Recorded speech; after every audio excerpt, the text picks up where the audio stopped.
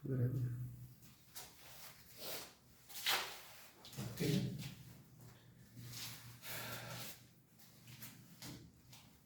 Dear, good morning everybody. आइए एक grammar से हटके एक अलग स्ट्रक्चर पे स्पोकन में जो मदद करता है वो सीखते हैं। हम लोग स्पोकन का टॉपिक स्टार्ट करते हैं। स्पोकन सीखते हैं, कैसे सेंटेंस बनाते हैं, कैसे सेंटेंस फ्रेम करते हैं, how we have to start. Okay, so now we have to understand, try to understand each and every sentence by the help of a structure. ये ग्रामर का ही पार्ट है, बट ये थोड़ा डिफरेंट तरीके से चलता है, ठीक है। चलिए देखिएगा, सबसे पहली बात, ये S stand for subject. S जो होता है वो सब्जेक्ट को, एस मतलब सब्जेक्ट, हैज और हैव है, ये हेल्पिंग वर्ब बोलते हैं इसको। उसके बाद टू प्लस V1, उसके बाद अदर वर्ड। अदर वर्ड मतलब कोई और भी चीज आ सकता है सेंटेंस का पार्ट्स ऑफ स्पीच को, ठीक है। Subject, has, have, to, V1 plus other word. ये पॉजिटिव स्ट्रक्चर है। इसका नेगेटिव होता है, इंट्रोगेटिव भी होता है, इंटरोगेटिव नेगेटिव भी होता है, बहुत सारा WH भी होता है, बहुत सारा सेंटेंस हम बना सकते हैं। आइए एक एक करके सीखते हैं, एकदम बेसिक से, बहुत बेसिक बिगिनिंग, कैसे सेंटेंस को हम बोल सकते हैं, कैसे सेंटेंस को डिजाइन किया जाता है। जैसे लिखा हुआ है, अगर आपको बोलना है कि मुझे जाना है, मुझे पढ़ना है, मुझे याद करना है,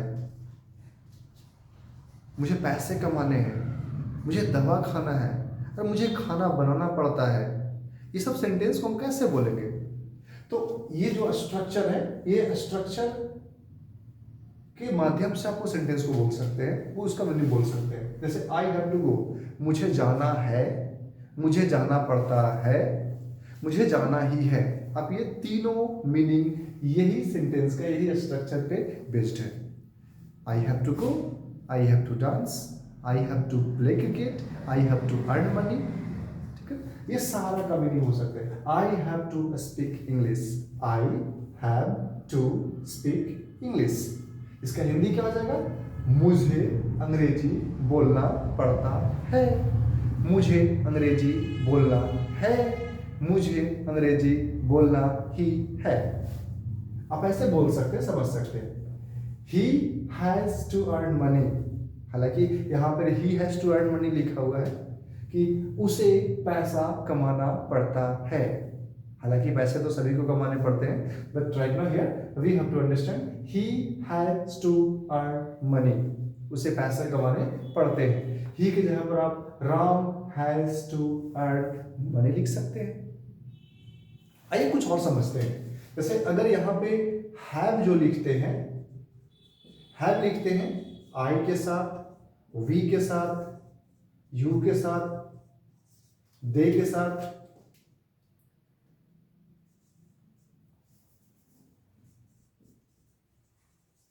plural, noun and name. I, we, you, दे,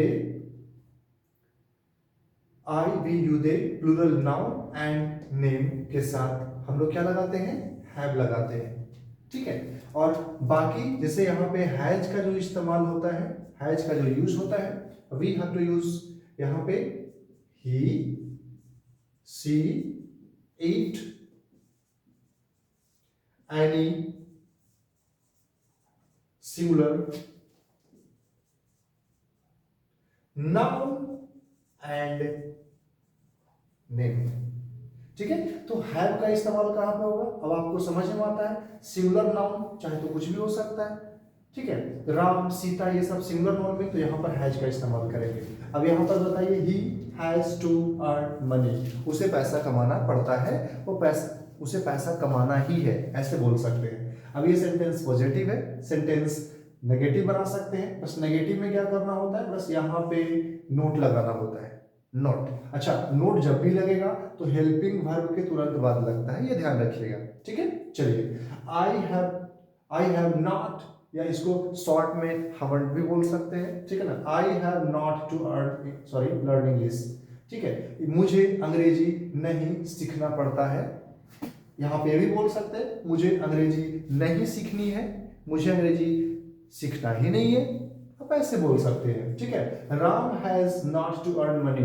राम को पैसे नहीं कमाने हैं, राम को पैसे नहीं कमाने पड़ते हैं।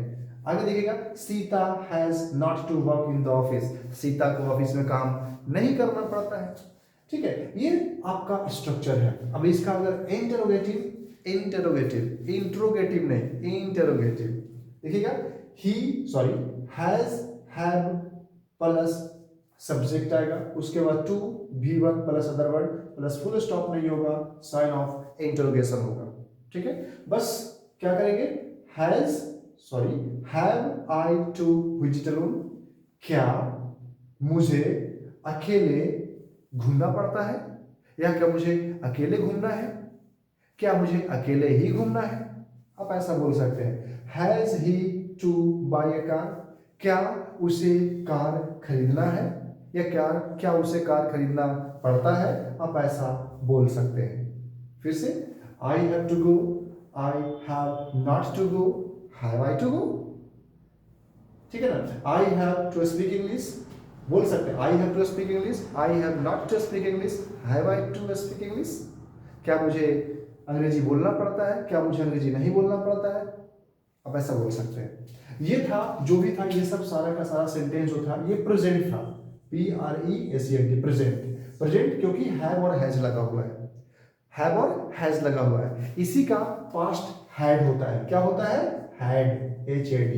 जब यहाँ पे पढ़ता है तो यहाँ पर पढ़ता था या पढ़ा हो जाएगा, ठीक है। जैसे मान लीजिए subject had two plus V1 plus object, यहाँ पर हैज और हैव होता था, और यहाँ पर सिर्फ क्या हो गया, हैड हो गया। और आपको मैं बता दूं, हैड यहाँ पर हैव अलग अलग होता है, हैव I V U दे के साथ हैव लगता है, बाकी सिंगुलर के साथ हैज लगता है, लेकिन हैड के साथ ऐसा कोई कहानी नहीं है। हैड किसी के साथ भी आ सकता है, सब्जेक्ट चाहे तो सिंगुलर हो या प्लूरल हो। देखिएगा क्या लिखा हुआ है, Ram had to sing a song, Ram को गाना गाना पड़ा, ठीक है ना, राम को गाना गाना पड़ा था। Sonu had to dance, Sonu को डांस करना पड़ा, अरे पता है उसको मजबूरी में डांस करना पड़ा, उसको खाना खाना पड़ा, उसको मदद करना पड़ा। अरे इंडिया हैड टू हेल्प पाक, भारत को पाकिस्तान को हेल्प करना पड़ा, भारत पाकिस्तान को हेल्प करना पड़ा भारत को, ऐसा मतलब क्या बोल सकते हैं यहाँ पे बड़ा, इसको बोलते हैं एक प्रकार का फोर्स एक्शन, जरूरी है, फोर्स दिया जा रहा है, ठीक है। आगे देखिएगा, अब जब ये पॉजिटिव हो गया तो इसका नेगेटिव भी बना सकते हैं, वैसे पहले बता दिए। हैड हेल्पिंग वर्ब के तुरंत बाद नोट लग जाएगा। Sita had not to go anywhere, Sita को कहीं नहीं जाना पड़ा, अरे मुझे बहुत घूमना पड़ा, तुम्हारा घर घूमने के लिए, ढूंढने के लिए बहुत घूमना पड़ा, ये सामान ढूंढने के लिए पूरा मार्केट घूमना पड़ा, अरे मुझे तो कहीं नहीं घूमना पड़ा, आसानी से मिल गया, मुझे कहीं नहीं घूमना पड़ा, कहीं नहीं जाना पड़ा, कहीं नहीं भटकना पड़ा, आप ऐसा बोल सकते हैं। Sita had not to go anywhere, Sita को कहीं नहीं जाना पड़ा। Karan had not to wander anywhere, Karan को कहीं नहीं भटकना पड़ा, कहीं नहीं भटकना पड़ा, ठीक है। तो ऐसे इंडिया को, ठीक है, कहीं नहीं जाना पड़ा बोल सकते हैं, इसरो को कहीं नहीं जाना पड़ा, बहुत सारा चीज आप बना सकते हैं, ये बहुत इंपॉर्टेंट है, बहुत अच्छे से आप सीख सकते हैं, ठीक है। Thank you.